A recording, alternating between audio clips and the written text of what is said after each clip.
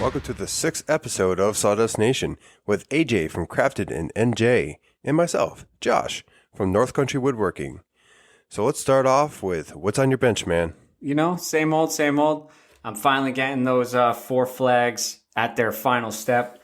I just got to put the wire hanger on them. And it took a lot longer to clear them because, of course, I'm so used to just clearing the sides and the top of them.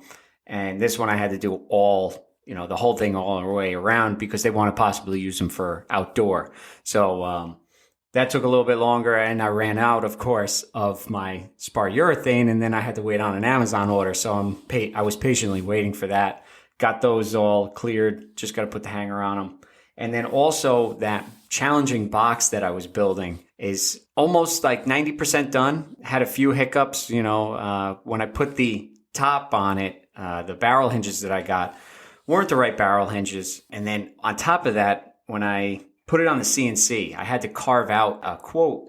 And when I put it on, of course, I threw it on the CNC, got the file made, sent it, carved it, went, oh, this looks really good.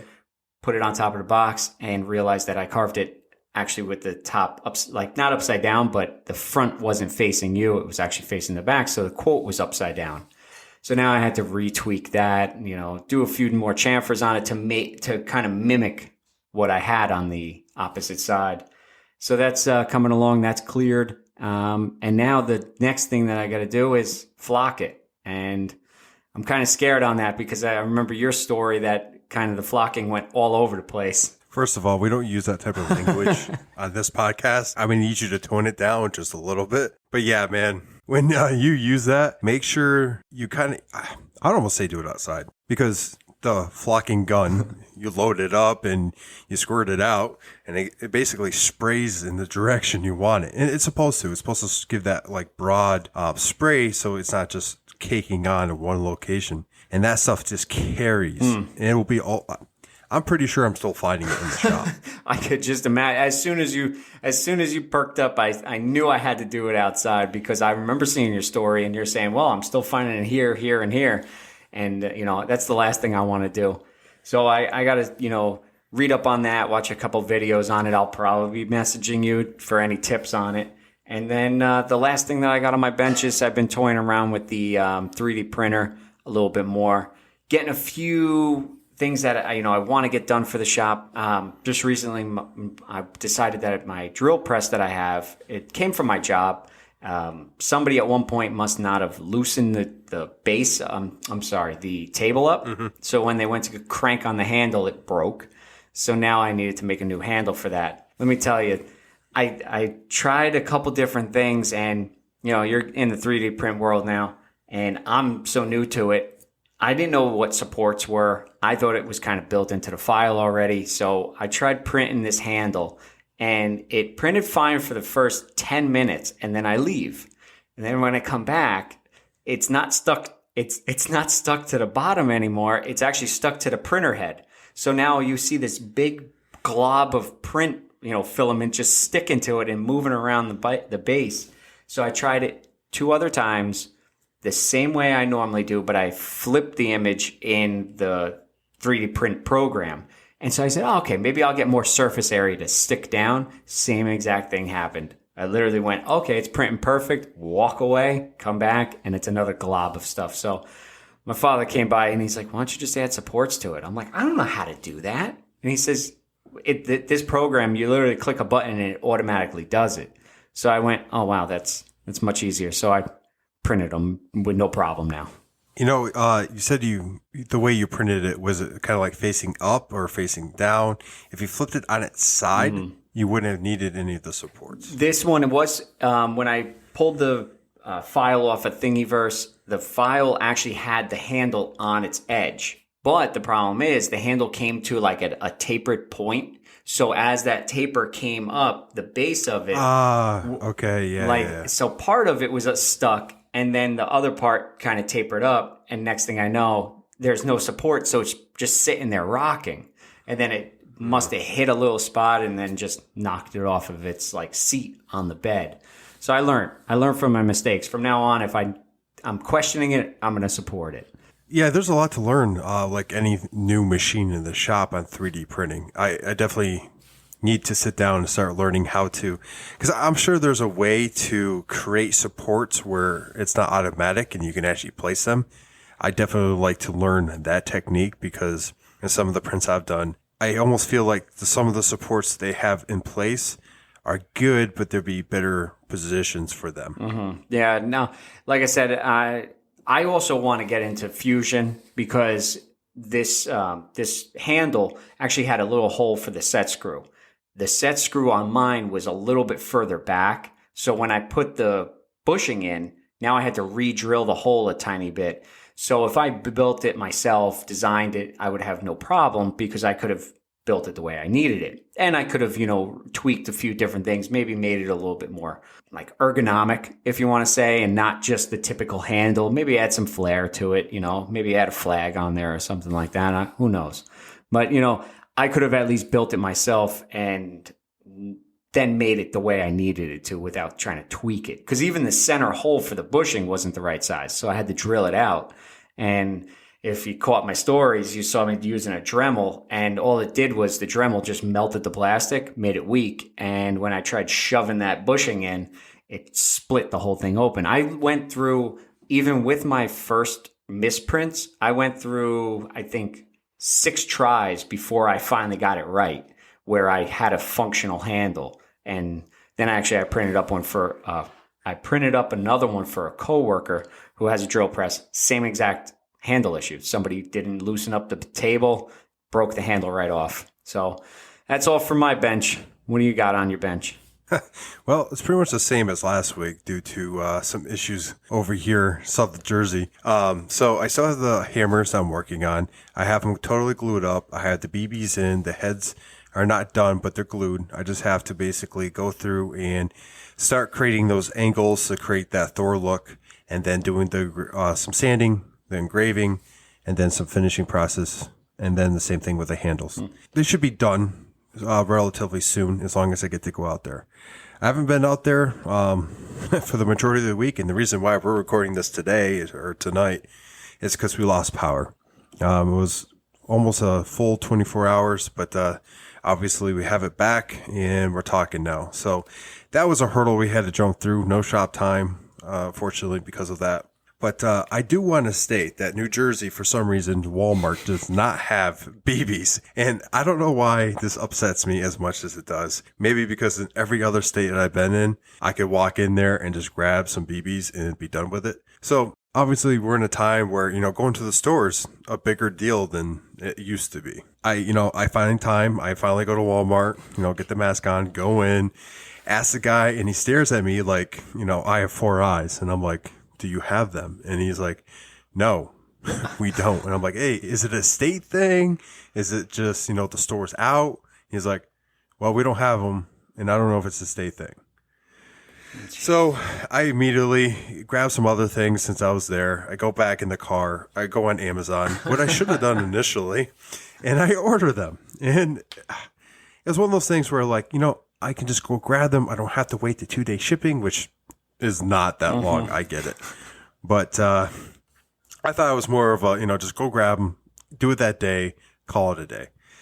Well, unfortunately, it wasn't. And long story said, I got the BBs in, I poured them. I measured everything without, the offcuts and everything, and they're sitting about 8.5 pounds each. With the handle? With the handle, but the handle hasn't been round over. But I still had to add the leather to it. I've been thinking about adding maybe some metal wrap as well to give it the metal in between the leather like it does an actual handle. We're going to see as far as that goes. I would have to order it and see how long it takes. And if the client doesn't care, I would like to add it. And if they don't mind waiting just a little bit longer, I will add it, but it's all dependent on them. So that's what's on my bench.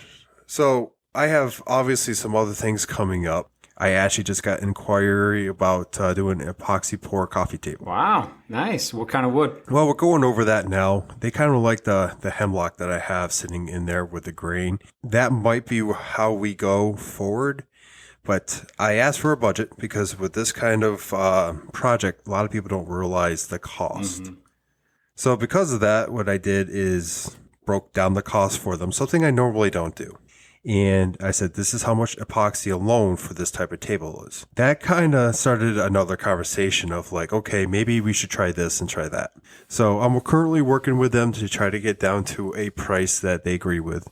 And hopefully we can work something out, and I'll be doing my first coffee table epoxy pour. Nice. Now, any specific, are you going to go with Total Boat, Eco Epoxy? I think another one's Chill or Ice. I can't remember. I always see them advertised. It's chill. I'm going to go probably with Total Bolt on this one. It's something I'm familiar with, and I don't really want to test another product when I'm pouring around 4 gallons of epoxy. Yeah. So I obviously be doing the thick set for the 4 gallons-ish. It's close to like $500. Wow.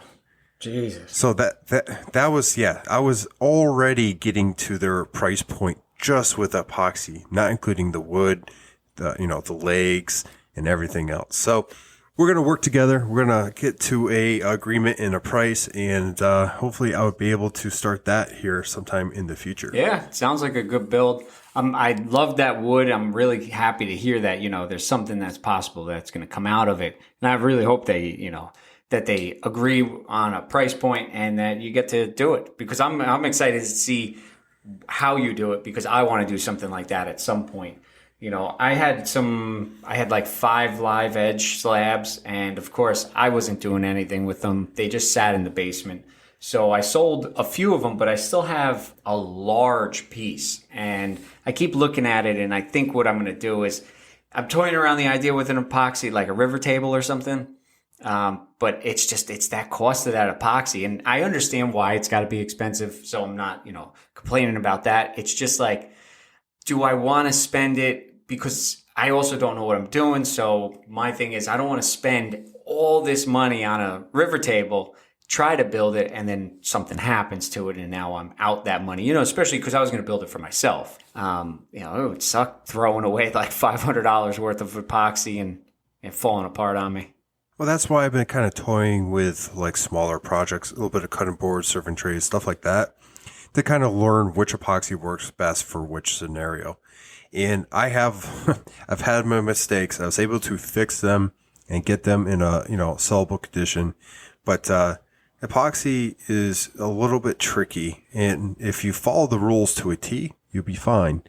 But there's a lot of variables to it. The temperature. You make sure you have to stir, and make sure you even pour the equal amounts, or, the 3-to-1 ratio, whatever ratio epoxy you're dealing with.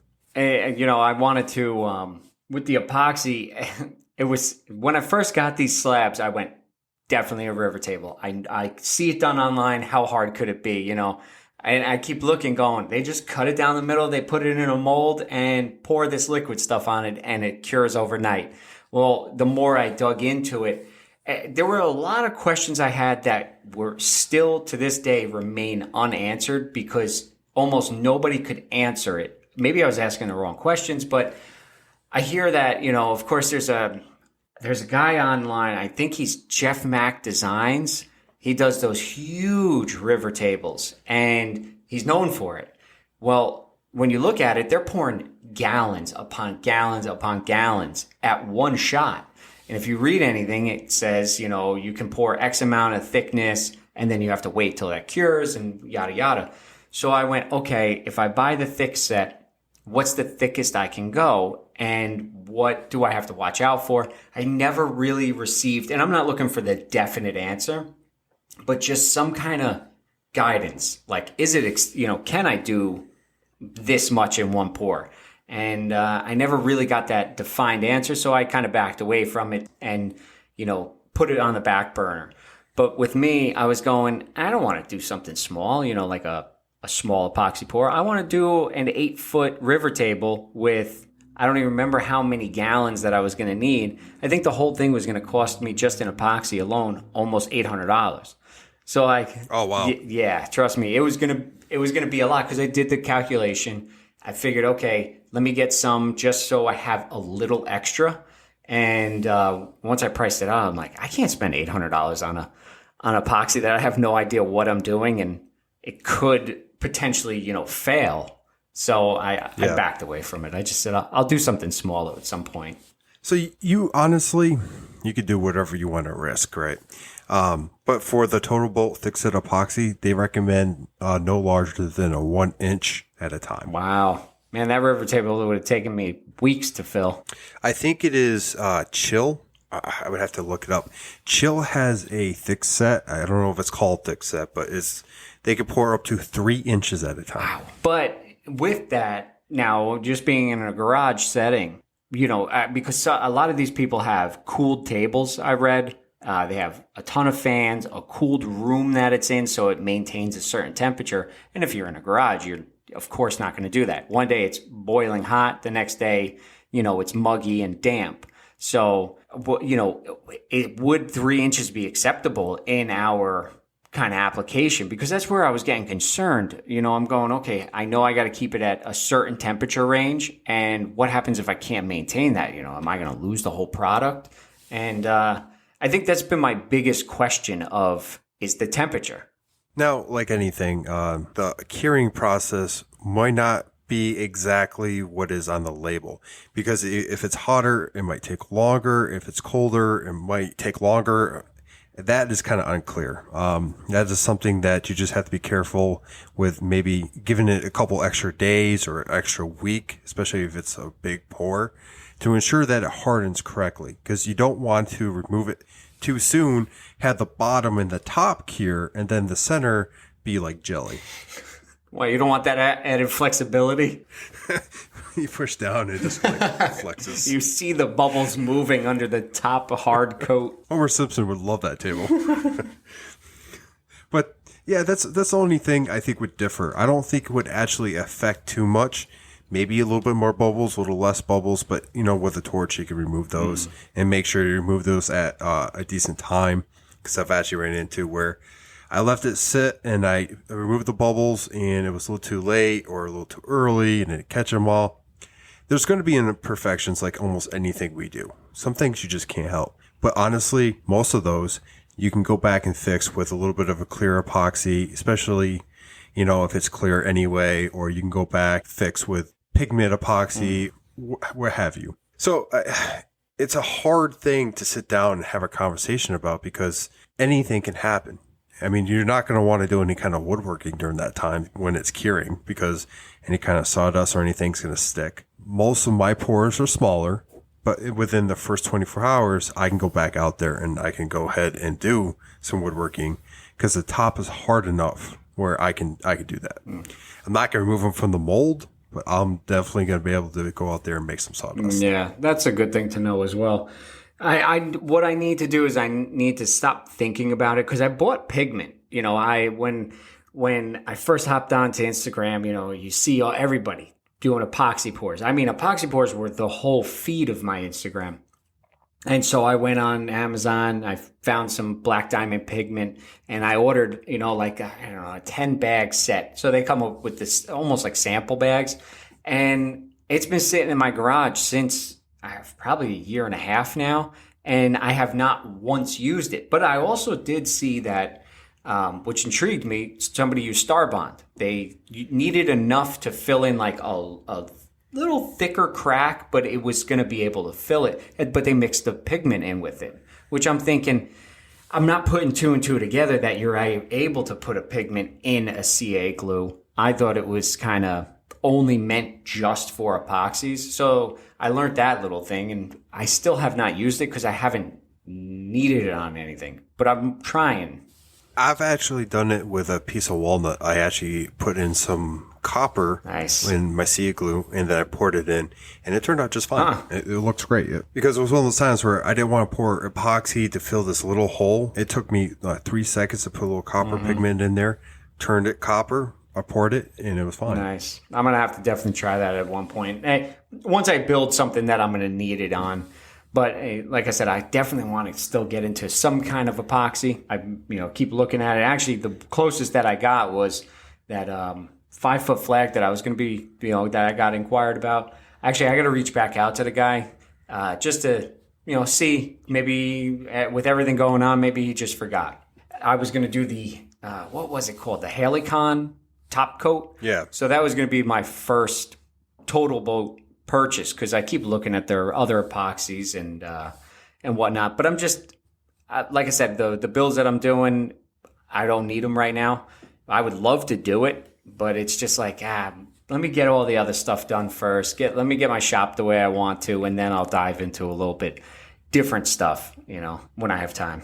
Yeah, man, that's what I did. I went on Amazon. I bought some cheap epoxy, and it wasn't the best stuff. And I messed around with it trying to get, learn. But it was the only way I knew how to get epoxy at the time. Now, part of Instagram, you see these different products, what people are using. And then I just went on and got some Total Boat. I've had really good experiences with it. I've had some issues with it, but most of those are because of my own pouring, because of the mix ratio. I would definitely, if you're going to start messing with epoxy at all, get a scale that's dedicated for that. Because our kitchen scale that used to be in the kitchen is now out in the garage and is dedicated for epoxy. My wife hasn't asked about it, so I'm just kind of letting that go. It's a fun avenue to go down with woodworking. It adds some flair. It adds, color. It could definitely give it, a unique look to your piece. This is something I want to do like nonstop. Like I don't want to do, river pours my entire woodworking career. But once in a while, I wouldn't mind, going down the avenue and, giving it a whirl here and there. Yeah, no, it's always something, to try something new and go out of your comfort zone. I'm looking at doing something like that. Maybe not a river. I kind of gave up on that idea. One, it wouldn't fit the decor in the house anyway. So I just said what I could do is maybe if that piece of, I think it's maple that I have. It's a real large slab. I'm going to probably cut it in half, make a coffee table out of it.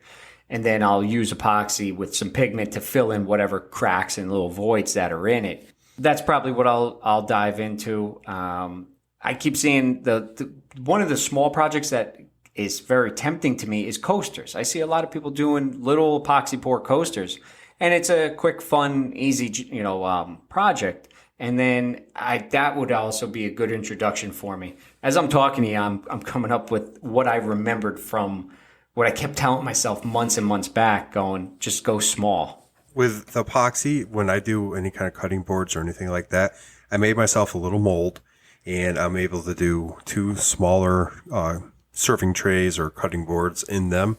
And then the extra stuff, I actually have like Star Wars molds that I think are meant for like ice or something. Nice. And I go ahead and I pour the extra in there, and when I'm done, they were supposed to be like keychains for like any kind of craft fair I go to. But since that's not going to happen this year, and who knows when that's going to happen again, I get them to kids in the neighborhood when they're coming by and say hi. Like a Millennium Falcon or like a X-Wing or, Darth Vader or whatever. Nice. Yeah, I mean, and then I also have a set of coaster molds as well.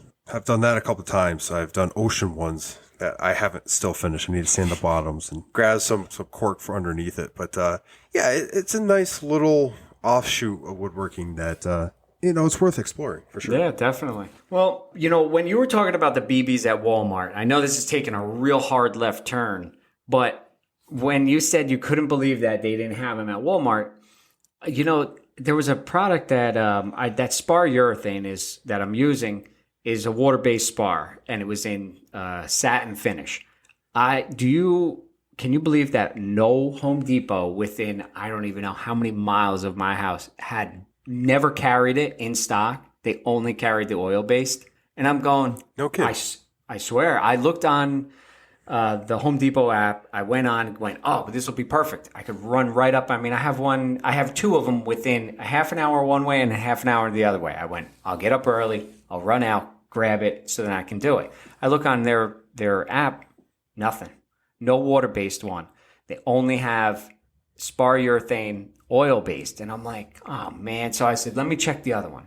Nothing. Not even to show it was even in stock. It said not available in this store. And I was like, that's crazy. You know what you had to do? Amazon. That's what I did. I ordered 2 of them so I don't run out for the next time. Because I got another flag I just got commissioned for. It's going to be an outdoor, small, I think it's a medium-sized 2-foot flag. And they want it outdoor all the time. So I got to do more spar urethane on it. So I said, you know what? Instead of me running out, I'm going to order 2 of them so I have one as a backup. For one of my neighbors, they want a simple swing for their front porch. Yeah, my neighbors, it's going to be a board with some holes in it as a rope. I said, they buy the rope, I'll make the board, but I have to throw on some, something that's going to hold up outside. Yeah. I'm not going to throw epoxy on it because that's just a little overboard for this, but, I'm going to have to go out and get me something that's going to last a little bit outside during the weather.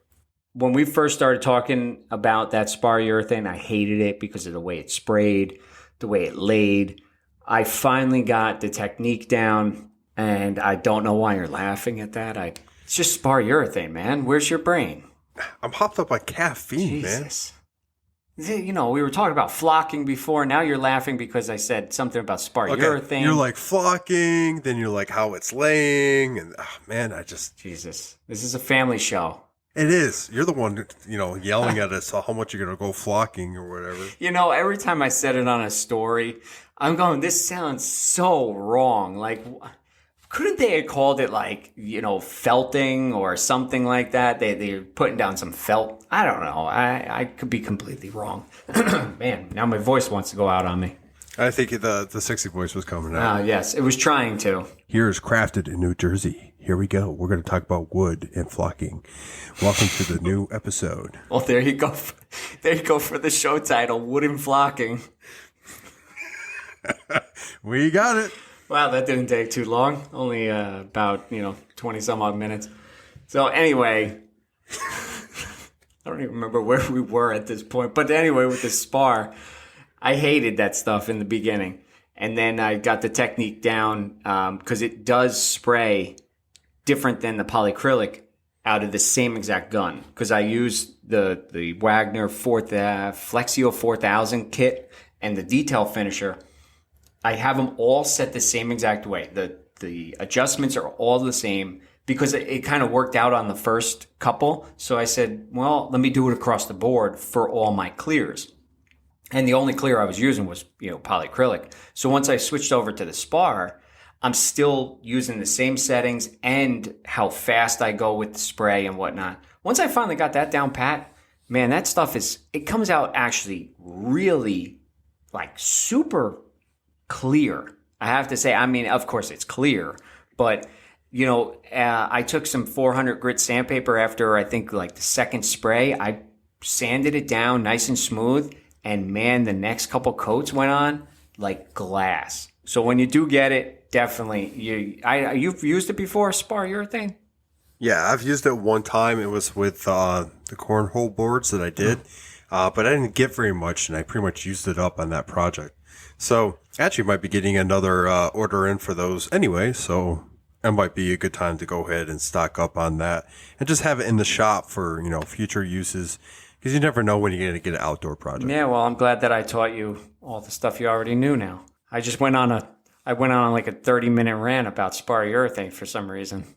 Well, no, honestly, I didn't spray. I used brush. I brushed it on. So I definitely will spray it next time because the only reason I brushed it on is because I was trying to do it indoors. Honestly, it doesn't take long to dry on a nice sunny day. As long as the weather holds up for a couple hours, it will dry real fast and I can get inside and should be good to go. With the clear, do you leave your projects outside while they're drying? I do. I can't leave. That challenge coin rack, I literally sprayed it. I got to the last stroke of the spray. And there you go. As soon as I said it, I knew. But anyway, I got to the last section that I was spraying, and I literally put the sprayer down. I grabbed the flag, brought it inside, and went, "What's that moving in the clear?" A bug literally landed in the clear and got stuck to it. Now it's trying to escape and making this wave trail through it. Man, I'm telling you, that flag wasn't out there for 4 seconds since I put the sprayer down. And I'm going, where did this bug come from? So God bless you that you keep your stuff outside. Okay, man. So this is where you're going wrong. That is a feature. You ever see Jurassic Park? The little mosquito stuck in amber? You're giving them a piece of Jurassic Park. Just be like, this is from the film. Wow, I like that. Have you noticed a trend that every episode we always come up with different ways of our mistakes that are better when we give it to the customer? I can't remember what the first one was. But you said about the epoxy table with the jelly on the inside, it gives it some flexibility. Now I'm giving them something, prehistoric. Well, yeah, you got to think outside the box, right? I mean, that's half of our job is like, okay, we want this piece of furniture, this flag or whatever. And they're like, build it. And you're like, well, I've never done that before. How am I going to do this? So, I mean, you get creative, right? This is just part of that creative process, getting the juices flowing to make sure that you can get the project done. Oh, yeah. By the way, I meant to have that bug in there, and I'm sorry that it's huge and you can see it, but it's in there.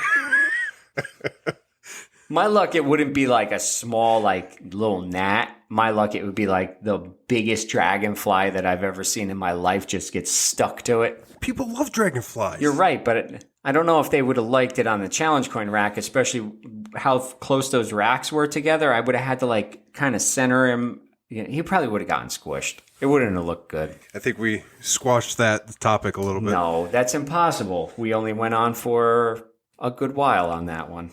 So what else have we got to talk about? Let's see. We talked about, I have a 3D printer if you haven't caught onto that. I've been using that and trying to learn as much as I can. We're both trying to figure that new machine out, both with the program and how we use it appropriately.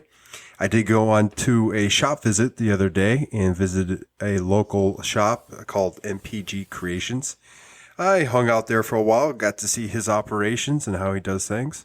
We live in a similar house, so it was nice to be able to see his layout and how he operates. That was pretty fun.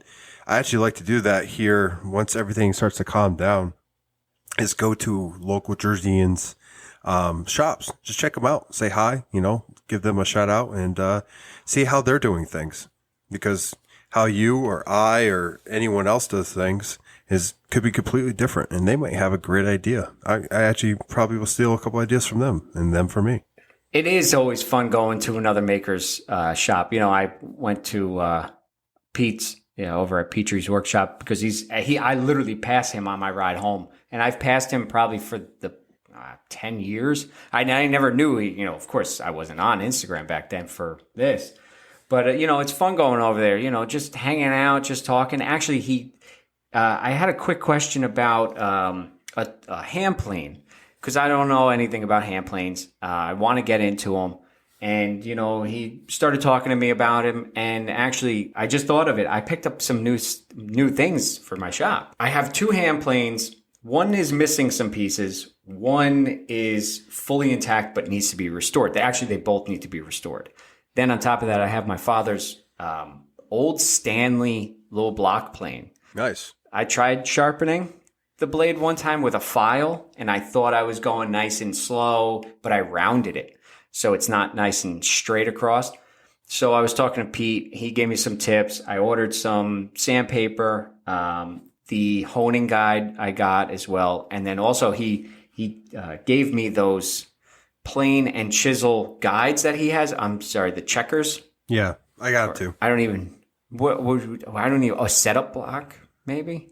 Setup block. Jig. Okay. Basically what it is, for those of you who don't know what we're talking about, is you put the blade of the plane or the chisel in the various steps, and it will tell you exactly what degree it's currently sitting at. So when you go ahead and you set it up, it also acts as a distance guide as well to set it up. So when you start doing your sharpening, you're at the appropriate angle. Mm-hmm. They're really cool. You get them at Petrie's Workshop Etsy page. And you should go check him out anyway because he's a great guy and a great maker. Yeah, definitely. I picked up those things, so then I'll be able to. I want to get that block plane blade back to normal. So that's my step one, and then I got a whole thing of vinegar downstairs that I'm going to soak those 2. I think one's a number 5, and I think one's a little bit bigger than that. I'm guessing a number 6. 6, 7. Yeah. I mean, they go up. I'm not an expert in planes at all, and I'm really looking for a nice number 5. Actually, I'm looking for a entire set, to be honest with you. I have the Cobalt ones, and I've done enough maintenance where I can get some, nice shavings from them. But I'm really on the lookout for a good set, especially number 5. Ideally, Sweetheart, because that's what, I've been told are the best blades out there. And they hold up really well. There's some here and there on the marketplace, but they're not at a decent price. Obviously, woodworking seems to be catching on more and more. So the prices of stuff like that keep going up. And traditional Stanley plane that has been passed down that would have gone for $10-15 is now going for $50. Yep. It definitely, I'm looking locally here. I want to go to a few. I told Kim, I said, let's go to some garage sales that are around. Just see maybe somebody's got something tucked away and I'll be able to find a nice Sweetheart, sitting on the bench for $5 and then get it before somebody else does. But, that's a trick too. Yeah. I keep looking. The stuff that they have out there is like either no name stuff or not, of course I don't need a Stanley because I'm not doing anything where I'm going to be, beating it up and I need something to hold up. I don't even know when I'd really use my plane for, of course, the stuff that I'm doing now. But I want to get into it because it was funny. I'm thinking of the sharpening process and going, that kind of, to me, that seems therapeutic. Just sit there. Then, you start with something that's not sharp and then you get something that is sharp. This is coming from the same guy that says you love sanding. I just want to throw that out there. Yeah, I do like sanding, especially with my Mercaderos. Oh, yep, name drop. Man, I'm telling you that. I don't think I've actually ever talked about it on here. I don't think I ever brought it up. You've mentioned it, but you haven't gone into like, how much you like it or, the fact that you have it and been using it. You've mentioned that you got a new tool and it was a Merca, but I think it was the episode where we started talking about routers. Speaking of routers, I got oh man, I don't know if I want to drop it on here. Will I have it tomorrow by the time this is, because we're recording on a Wednesday. We'll get it posted on Thursday. I'm getting Thursday-ish. I'm getting a nice new cordless router. Okay, man, you've wounded me, and I don't know if I can do this anymore. Why? You have actually the better Bosch than I do, because I have the Colt 1 horse. I think you got, or 1 amp, 1 horse. Is it a 1 horse? I don't even know. 1 amp would be ridiculous. Giddy up. Why am I talking? You should just do a show without me. I could never do a show without you because, what would I talk about? I'll be done in the first 10 minutes. No, I'm jealous because I've been wanting to get another router. It was a long time coming because I kept looking at it. I kept putting it in the cart and deleting it. I put it back in the cart. I would delete it. I would then go, I'll pick it up one day when I go to Home Depot. And, the other day I was really thinking about it. I go, I don't like having cords all over me. When I'm using the router, usually the cord's either behind me, laid on the floor somewhere. And I need to revamp my whole shop, and we've talked about this before, but I want to do it in a way where there's a lot less clutter and a lot of less stuff that I have to worry about tripping and hurting myself on. And one of them is cords. I already run the Milwaukee platform. I have the whole platform at my shop or at my job, and then I also have it at my house. So I got batteries, I have the chargers, and so it just felt fitting to now pick up the trim router after reading review after review. Man, that thing looks solid. I'm itching to get it now. That's awesome, man. I'm happy that you're gonna get some cordless going on. I eventually like to go cordless in the shop. It definitely would help out a lot. But I bought a lot of big things this last year of getting serious, and I really need to slow down. We're gonna have that new baby coming in, and I have some major projects coming up, or projects. I have some major projects coming up that I need to complete, and I'm going to go ahead and try to focus on, completing those and probably slowing down for just a little while to get, the new baby settled in and we get accustomed to having 2 kids. Yeah, right. So I think we nailed the bench thing. Let's answer some questions. Wow, we were still on that whole bench thing. I completely forgot about that. I could continue talking about shop all day, but, we do have questions. You want to go ahead and read one and we'll answer that and we'll try to hit on the other one too? Yeah. This one came from my lovely fiance. because early on we were toying around the idea of what kind of questions should be sent, and she said, "I'll send you a couple." So one of them that she sent, it says, "What advice today would you give to yourself the day you started woodworking? For an example, measure more than once, never rush, buy more supplies than you think you'll need, etc." Go ahead. I'm raising my hand. I mean, Yeah, I know. I got a call on you at this point. Go ahead. I mean, I'm the only one here raising their hand. Oh, that guy. No, I don't even want to say that. No, I don't even want to say it. Well, I was gonna say there was a window behind me, so there could be someone raising their hand outside right now. if I saw that, I would be like, I would just go, "Yep, I'm out." Oh, so wait a minute. You would leave me here with someone peeking in my window? What's this red button down here? I think it says "hang up" on you. Okay, I see. No, I'm just busting your chops. Okay. Yeah. So to answer that question, and this is a great question, first off, what advice would I give myself if I started over? First thing is everybody, every single person you know, everyone that's ever done a project with woodworking makes mistakes. It is okay. You're going to make these mistakes. Yes, you're going to obsess about them. You're going to try to complete, a perfect project, but you're going to make them. It is perfectly fine. It's how you hide the mistake or you fix the mistake. It is something you're going to learn as you go. In the beginning, my bookcases, I spent a month and a half building bookcases, trying to make them perfect. That is not reasonable. I was being way too hard on myself, and I was thinking that I was the only one out there making mistakes. Mm-hmm. I think we're all hard on ourselves, and we talked about this quite a bit. It is okay to make mistakes. I've repeated that many times for a reason, because it's truly okay to make mistakes. It definitely is, and that's a hard one to get through every time you do something, because you don't want to be hard on yourself because you were hard on yourself the project before. So you go, okay, fresh project, fresh start. Let me, work through, and even if a mistake comes through, let it happen and I'll be able to fix it. What happens when the mistake happens? You get hard on yourself and now you're trying to fix it. And I've had it where I try fixing it so much that now I ruined the project and now I have to start all over. So instead of me just stepping back and looking at it, actually, I can tag on that real quick. If I can, I'm raising my hand. You are it, sir. Please. Oh, okay. Thank you. Class is in session. I had a mistake that happened on that wonderful box that I'm making, because when that CNC mistake happened, okay, now I had to look at it. And I walked upstairs to Kim holding the top, and she goes, "It looks really good." I go, "Yeah, it does, but it's backwards."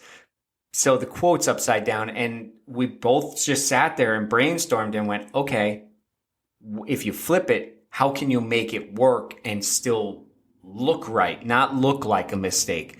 And the way I did it was, I mimicked the back end to the front, so it has both the chamfer on the front and the back. And now you kind of don't even know. And the holes that were for the hinges, I go, okay, what am I going to fill them with? It's already stained. I don't want to put wood filler because the wood filler is not going to take the stain. And now I'm going to have to restain it. So then I'm worrying about that. So she goes, "Why don't you just fill it with some brass?" Because I put brass pins to hold the lap joints together. So what I did was I deconstructed one of those concealed hinges, shoved it in there, and then filed it nice and smooth. You'd swear I just put a piece of brass just to mimic the outside. So that was my recent mistake that I was able to cover, and I didn't stress about it. Because if I did, I would have made a whirlwind of mistakes on top of that, and then I would have had to start over. That right there is experience, because I know we both have done it. I mean, my wife has even come out a couple of times like, do not stress over that mistake because you're going to make it worse, or you're going to make it so bad that people are going to actually see it or have to start over. That is my, biggest advice I can give anyone is don't stress out about it. Give yourself a little time to think about a fix and then go with your fix. If it's so small and it's not going to change the outcome, go ahead, fix it the way you think to fix it, and then leave it be. You're not perfect. No one expects you to be. We strive for perfection, but that's the best we could do is strive. Yeah. It's sound advice for anybody out there and kind of anything. not even just woodworking. I mean, that can be related to just everyday life because just don't stress about it. There's no reason to. And especially, on the stuff that we're doing in our shops, unless you literally destroyed something, even at that, you don't even stress over it. You go, okay, I destroyed it and let me just make a new one.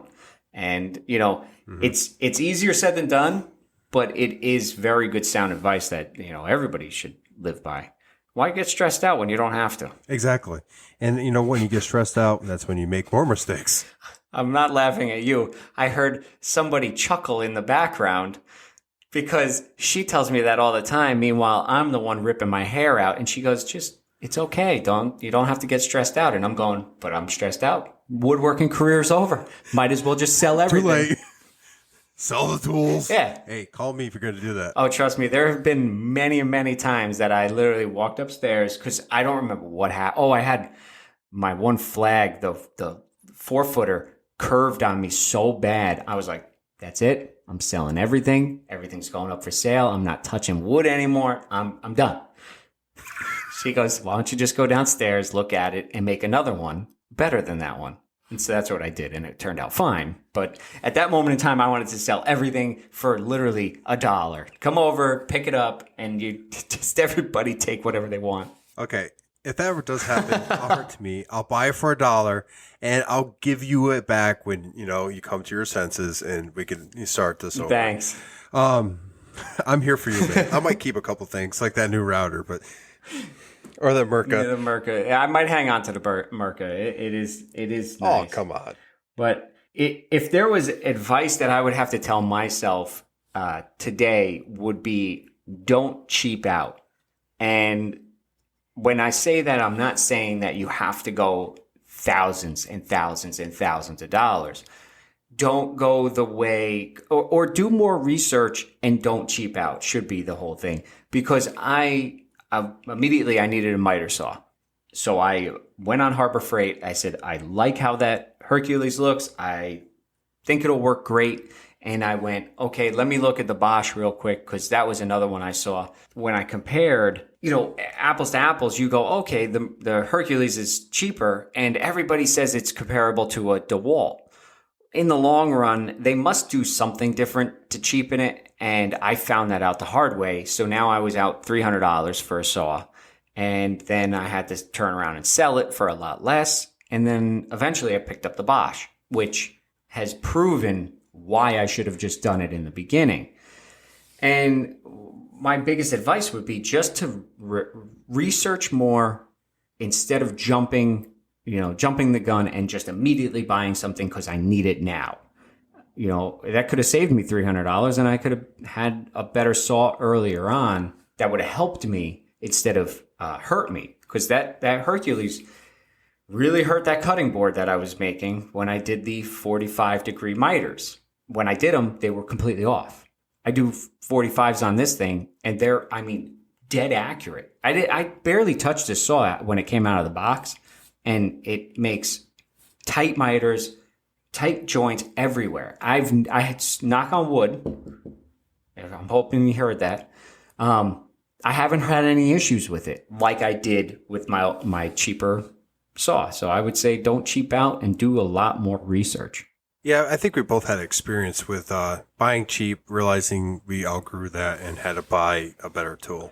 Buy what you can. Yeah, of course. You don't want to hurt yourself. Okay, well, he said don't cheap out, so I'm going to go buy a $1,000 miter saw.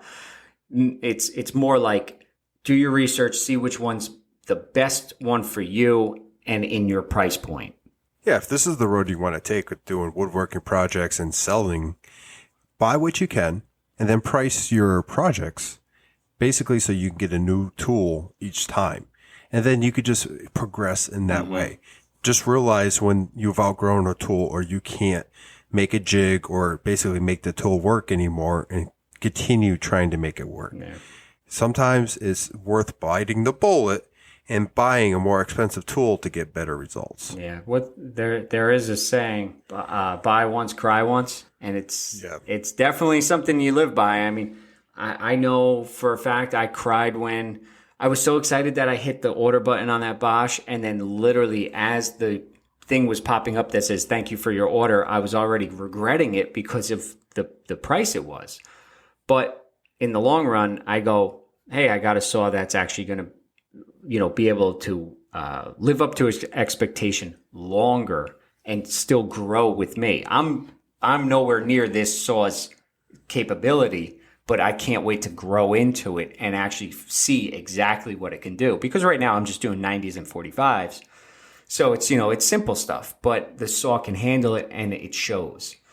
So I don't know why I keep talking about it. I feel like I'm like, a Bosch representative. Like, here you go. I think we should start talking to Bosch and Amazon, see if we can.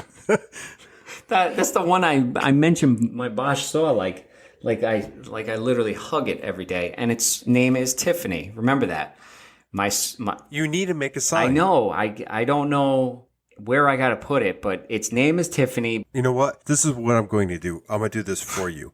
I'm going to eventually send the stuff I said I'm going to send to you.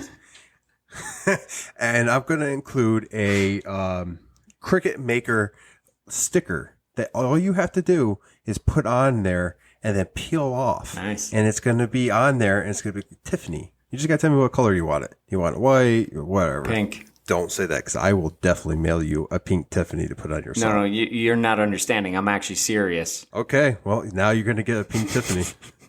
Can you make it camo?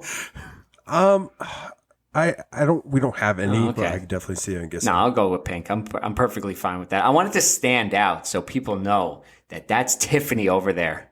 Oh, pink will stand out. Let's get to one more question before we run out of time here. Let's see. Do you have any recommendations of a project for someone to do who is just starting out in woodworking? What is a beginner project that you would familiarize someone in the basic tools in their workshop? And that was from Larry, quote unquote, my wife Heather. She didn't want us to use her real name, so she came up with the idea of using Larry. She's going to hate that I called her out on this, but it's okay. I love her very much. Well, thank you for joining us for our last episode of Sawdust Nation. Josh won't be able to attend anymore. It's a one-man show now. AJ's taking over. I'm going to bid you bye. So go ahead with it, because I got to think of this one. Okay, so I didn't do this, and I probably should have. But there is a book out there, and I'm probably going to butcher the name, but it's like 30 Days of Boxes.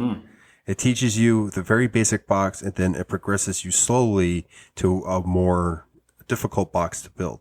And I think that book, if you're starting out and have no idea what you want to do, would be a good starting point, because you need basic tools that you probably have already because you're going to start woodworking. And it will teach you, the basic tools, the basic, how to get a 90-degree corner, and you'll have a whole bunch of boxes for Christmas to give away. So, I mean, it's a win-win. You could even do, I knew you were going to say boxes. I mean, I didn't do that in the beginning either. I did that later in my career of woodworking and wanted to not do it. Let's put it that way.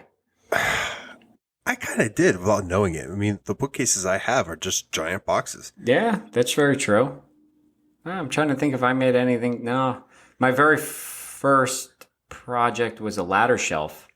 So I went right into math and angles, and I'm good at none.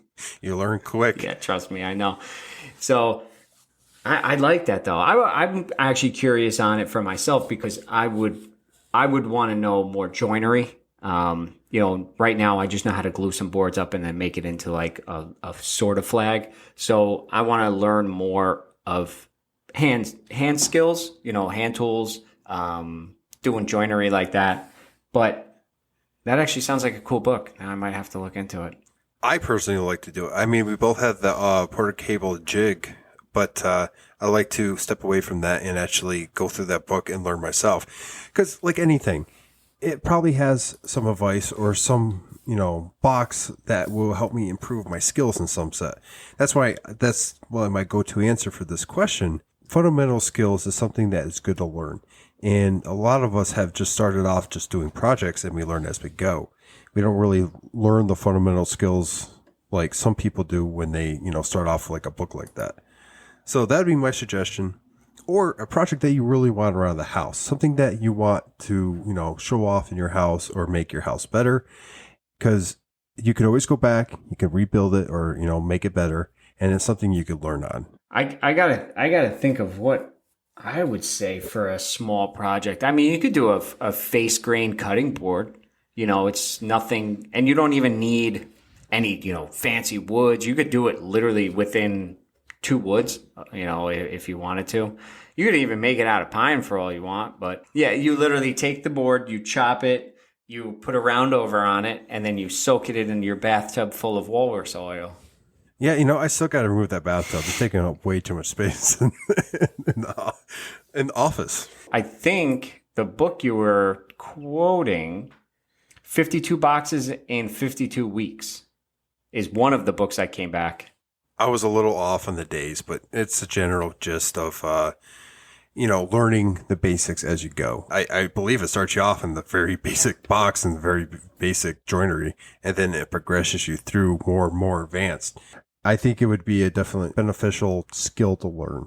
It's actually intriguing, looking at it. I was just reading some reviews while you were chatting, which isn't the best thing that I could be doing. I should be listening to my co-host talk. That's okay. I get it. I'm not going to live past this episode anyway. So, just don't rename the podcast, please. That's all I ask. Don't be like AJ's Sawdust Nation. I'm going to call it Wood Shavings Nation. You need work on that title. Flocking Nation. Oh, we just took this to another level. Anyway, for a small project, a box is definitely a good thing. Like you said, you could do gifts. You could. One thing you could do, which wouldn't be too bad and not take a lot, and probably actually be easier than the box, would be maybe even wooden coasters, even a bottle opener. So you want to cut it, or you want to go through one more question? I think we'll be able to fit in one more question. All right. We can do, but this one says, and this is from my fiance Kim again. What skill, trait, or personality aspect have you gained through your woodworking and find yourself using in everyday life now? For example, patience, kindness to yourself and others through the community, being more excited about learning new things, confidence, becoming more computer savvy, and making new friends, like my new friend Josh. Oh, hi, buddy. How are you? I'm doing well now. It's too bad this is my last episode. I would die laughing if you actually sent me a text after this that said, hey, I'm not joking. This is really the last episode up. I'm banned from it. Okay. To be fair, there might be a week where we don't release a new episode because I am expecting a child. So, if it coincides with this episode, it might be a coincidence. And don't worry, I'll hop on Instagram real quick and say I'm alive. I might have to. I'll have to find out how to do a show by myself. Maybe we could pre-record you, or I'll get sound bites of you just going, "Yeah, that's a great idea." Man, you're doing a great job. Yeah, exactly. See, I like it. But anyway, back to this question that I read and can't remember what it was said. What skill, trait, or personality? I don't know. I think patience is a big one, because I know when I rush things that every time I rush it, it's always going to end badly. And I rushed those 3D prints of the drill press handle, and clearly my first 3 were, failures. So if I just sat down for a quick second, looked at what it was printing, why it was failing, I would have learned that, okay, you need some kind of support, and maybe I could have dove into it, without waiting until my father just goes, hey, dummy, just put the support button on and you'd be fine. Yeah. So I think patience is a huge one. I mean, that even goes for my normal day life. Work is stressful every day. So, I got to learn how to be patient with the guys that I work with, because I manage my service department. So I look over a few guys and I need to remember, you got to be patient with them. And so that kind of translates into when I'm in the shop, just do it, nice and easy. There's no reason to rush. And if you do it with patience, it's all going to come out better in the end than it would if you rushed. Mic drop. Wow. How do you follow something like that? Ditto. Honestly, I agree. Patience is definitely something I have picked up a lot more than I had before, and learning to take it slow and, not be so hard on yourself. But the one big thing that I have learned from this community on Instagram has been, it's okay to ask questions. It's okay to make mistakes. I repeat this a lot because these are the two things that I believe in 100%. And I learned the hard way. Ask the questions, make the mistakes, learn, grow, get over it, move on to the next project. I couldn't agree with you more. Asking questions it's a big thing for me because I like asking questions because I like to learn. I grew up around mechanics. I'm a mechanic at heart, and working with my hands is one thing that I like to do. So I like to take things apart and figure out how it works the way it works. And that translates into asking somebody a question. I want to ask them that question so then I can gain that knowledge of the inner workings of it, not so much, just the fit and finish. I want to know every little detail. Sometimes I feel like I'm bombarding the people with questions.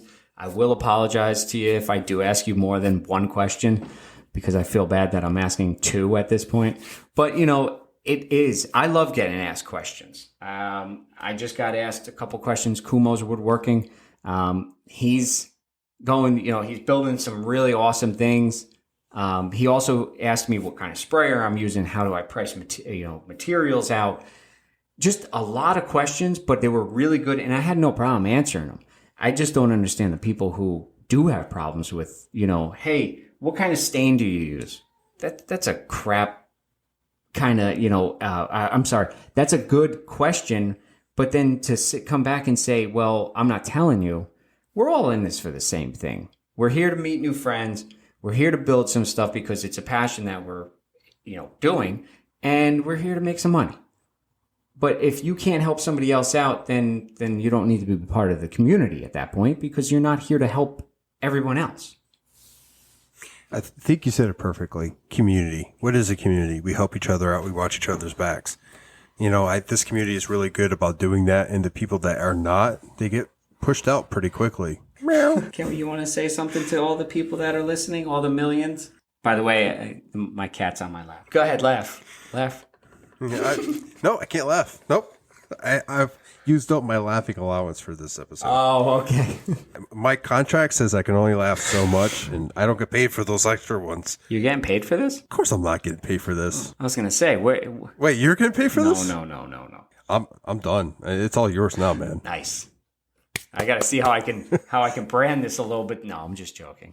We're all joking, people. Josh's lovely voice is going to be back here next week for another episode of Sawdust Nation. And if you want to send us any questions, go ahead and you could DM Crafted in NJ, which is AJ, and North Country Woodworking, which is myself, Josh. Or you could DM the Sawdust Nation podcast page, and we'll love to answer your questions. Try to do it in an audio file. That way we can go ahead and air that too as well. Lastly, you can contact us at sawdustnationpodcast@gmail.com. We'd love to hear what you guys have so we can answer them on the next episode of Sawdust Nation. See ya. See you.